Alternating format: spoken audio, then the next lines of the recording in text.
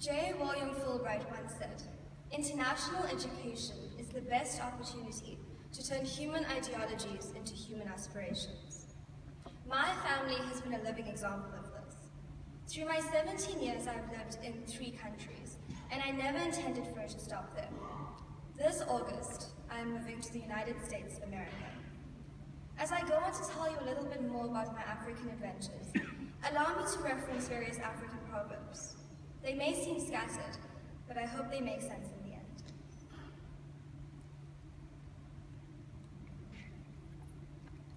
I was barely 2 months old when I jumped, or rather was carried, onto my very first airplane, headed straight to Ghana, West Africa. I was restless and cranky.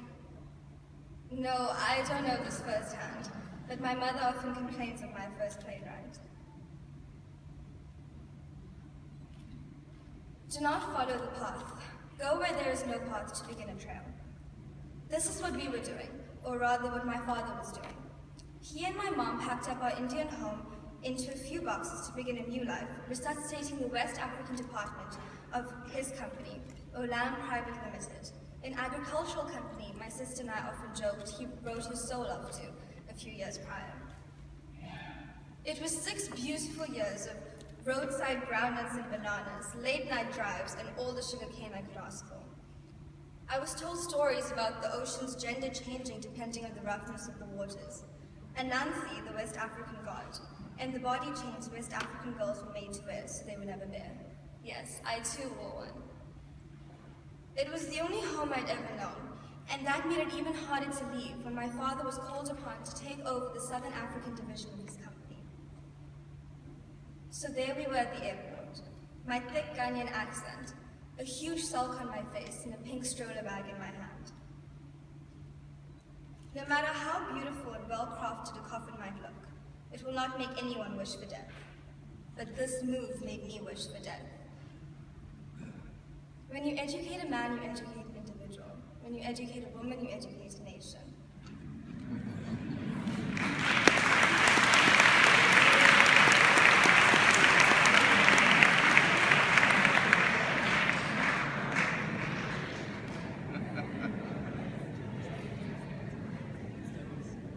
I've always been incredibly academic. All through first grade in Ghana, we studied tales of Queen Victoria and the English Kingdom. I even wrote my first set of exams before leaving.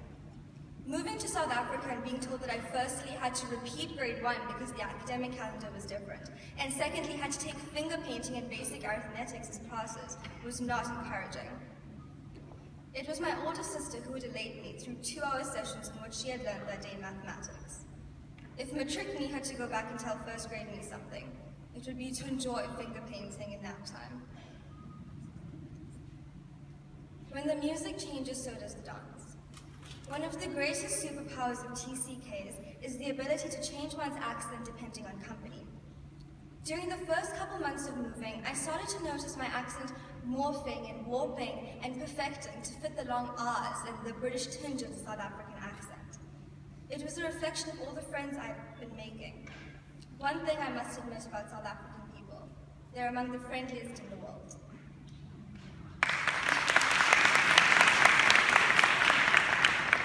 That is when I stopped drawing the Ghanaian map and started to draw my attention to the rainbow nation I now found myself in.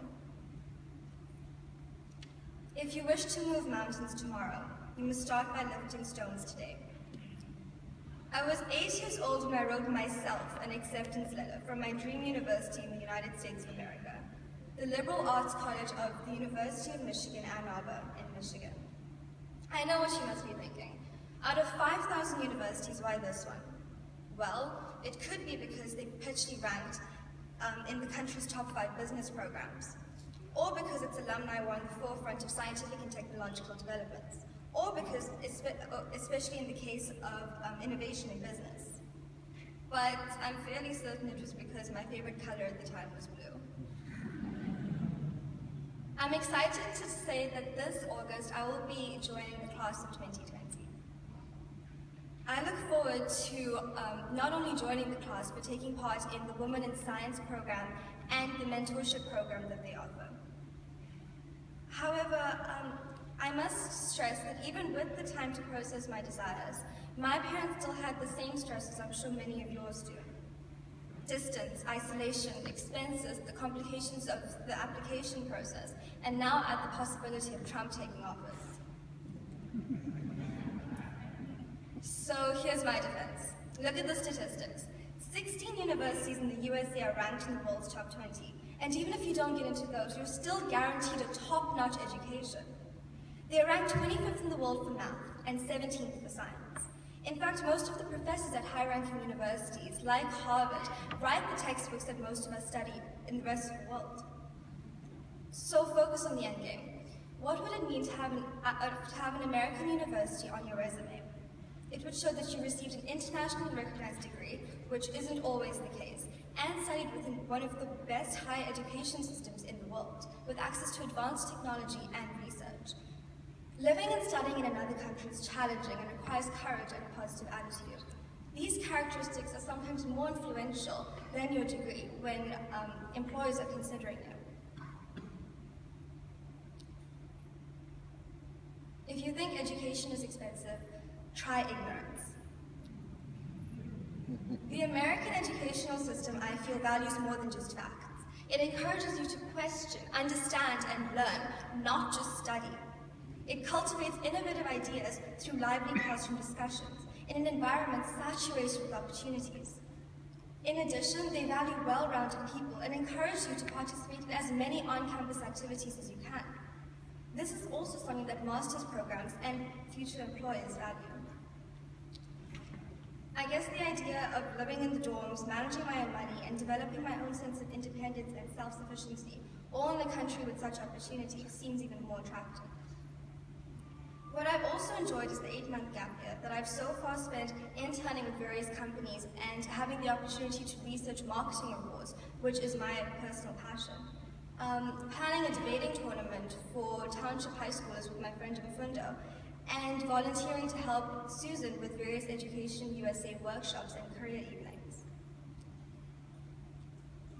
After studying in Africa for most of my life, it will be interesting to be catapulted into a new academic program with different demands and different methods of teaching. I'm excited to develop my global perspective and business knowledge in a new environment with a different culture. We live by hope, but a reed never became an Iroko tree by dreaming.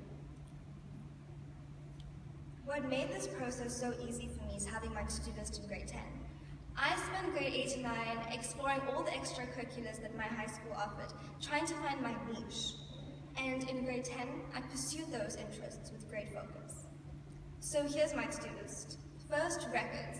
Keep detailed records of all your academic reports, all your extracurricular activities, and all the community service that you do. Secondly, your major.